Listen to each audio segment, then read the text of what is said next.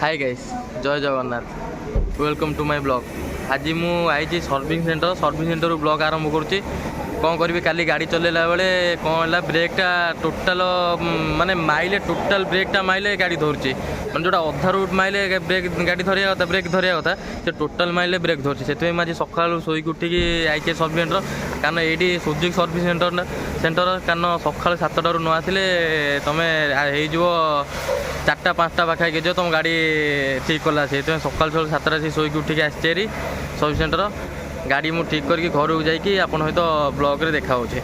Suzuki service centre एते माने कोनी एते गालुआ लोक एठी सब अछंती माने गाड़ी आसिक मु सकाळ 7टारू आसिलिनी आसिक दिन 11टा पाखापाखि 12टा हो गलानी माने मो ब्रेकटा चेक करदेले मु घर को पळांती करदेले गोटे 5-10-15 मिनिट काम हे अति आसले अध घंटार काम ऑयलटा बाहर करे आ नुआ ऑयलटा पकेबे आटे वाश वाश करिए किस तो मोर इंजिन फिंजिन किछि खोला होनी किछि नहीं ये कम गाड़ी आमर आसिक 4 घंटा पाखापाखि गलानी मो गाड़ी हाथ मारे नहीं कि ना कौन कह लोक को हाँ भाई हो डायरेक्ट फाइनाल कहते घंटे लगे माने घंटे लगे 12टा पिला कहे पिला जाइए खाइबा को यही टाइप एमती चलती सुजुकी सर्विसिंग सेंटर रे। आज मत जहाँ लगुच ये मोर आज दिन पलय 5टा 6टा हो पाखापाखि गाड़ी ये नहीं गला टिके काम एक्चुअली गाड़ी बाहर ठीक करे ठीक था खाली कौन वारेंटी फारेंटी गाड़ी कटिज नुआ गाड़ी वारेंटी पीरियड भीतर सर्विस सेंटर न कले वारेंटी कट से आसा था ना बाहर ठीक करे एक्चुअली बेस्ट सुजुकी सर्विसिंग खाली गोटे छोट कम पे आस तो मोर गोटे दिन पलय पूरा कम फास्ट सर्विसिंग आसती टोटाल मोर होगला 5टा 6टा होगला बिना पुणी ऑयल चेंज ना ये गाड़ी में फास्ट सर्विसिंग ऑयल चेंज नहीं थार्ड सर्विसिंग ऑयल चेंज हुए खाली टे चेकअप फेकअप कर गाड़ीटा धोईक वाशिंग करेंगे से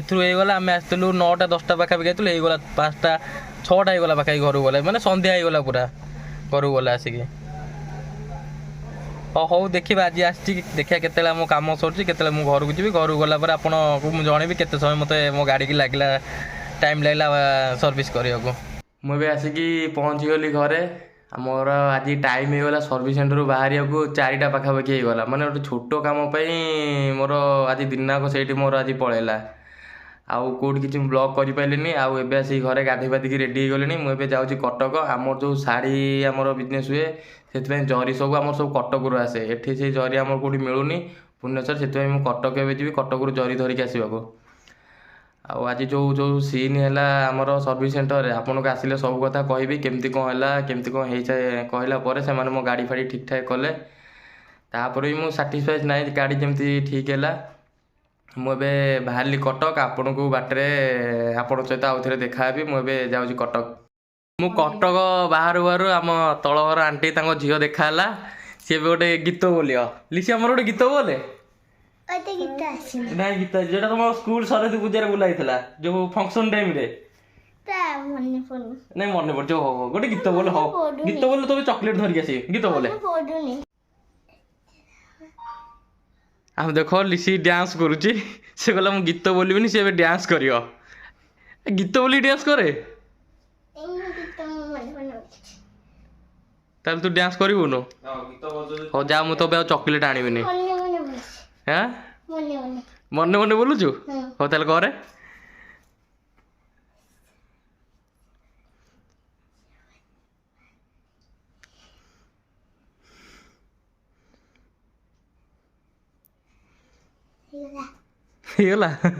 तुम ब्लॉग सब देखु टी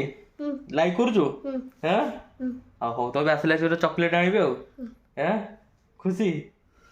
हौ आल तू डांस कलु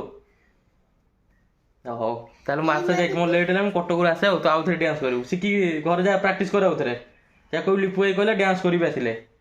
से मो ब्लॉग छाड़ कहबू घरे हौ हौ मुझे बाहरी कटक मोर लेट हो गलानी बहुत संध्या हो गलानी मुझे कटक जल्दी जाई पुणी जल्दी आसबि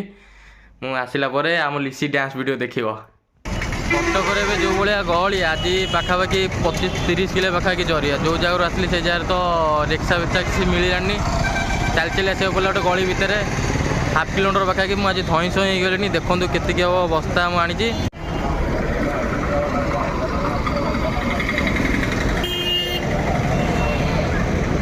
ଆଉ ଗୋଟେ କଥା କହିବାକୁ ଭୁଲିଗଲି, ଇଏ ଏବେ ମୁଁ ଯେଉଁଠି ବ୍ଲଗ୍ କରୁଛି ଆପଣ ଦେଖନ୍ତୁ ମୋ ପଛପଟେ ଗୋଟେ ମଦ କାଉଣ୍ଟର ଅଛି। ମୁଁ ଯେଉଁଠି ଏବେ ଠିଆ ହେଇଛି ସେଇଟା ହେଉଛି ବାଦାମବାଡ଼ି ବସଷ୍ଟାଣ୍ଡ ସାଇଡ଼୍ରେ, ତା ପାଖରେ ଅଛି କସମ ବଜାର, ଏମ୍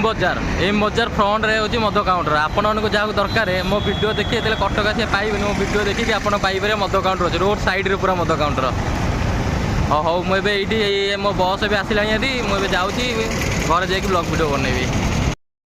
ମୁଁ ଏବେ ଆସିକି ବସ୍ରେ ବସିଗଲି। ମୁଁ ଆସିଲା ଆସିକି କହିନି ଆଉ ଗୋଟେ ଜିନିଷ, ମୁଁ ଆସିଲା ଆସିକି ଗୋଟେ ରେଷ୍ଟୁରାଣ୍ଟରେ ମୁଁ ବସ୍ରେ ବସିଲି, ଗୋଟେ ସିଟ୍ ଓଦା ହେଇଯାଇଥିଲା। କିଏ ବୋଧେ ବାନ୍ତି କରିକି ବୋଧେ ପାଣି ଢାଳି ଦେଇଥିଲା ନା କିଏ ସୁସୁ କରିଦେଇଥିଲା। ମୁଁ ଏତେ ଚିକଣ ଫିକଣ ହେଇକି ଗାଧେଇ ପାଧେଇକି ଆସିବାର କିଛି ଆଉ ମୂଲ୍ୟ ରହିଲାନି। ସାଙ୍ଗେ ସାଙ୍ଗେ ମୋ ପ୍ୟାଣ୍ଟ ସେଠି ବସିବି ବୋଲି ଓଦା ହେଇଗଲା। ମୋତେ ବହୁତ ଇରିଟେଟ୍ ଲାଗିଲା। ଆଉ କ'ଣ କରିବି, ଆଉ ଘରକୁ ଗଲେ ଆଉ ଥରେ ପୁଣି ଗାଧେଇବି। ଆଉ ମୁଁ ଏବେ ଯାଉଛି ଘରକୁ।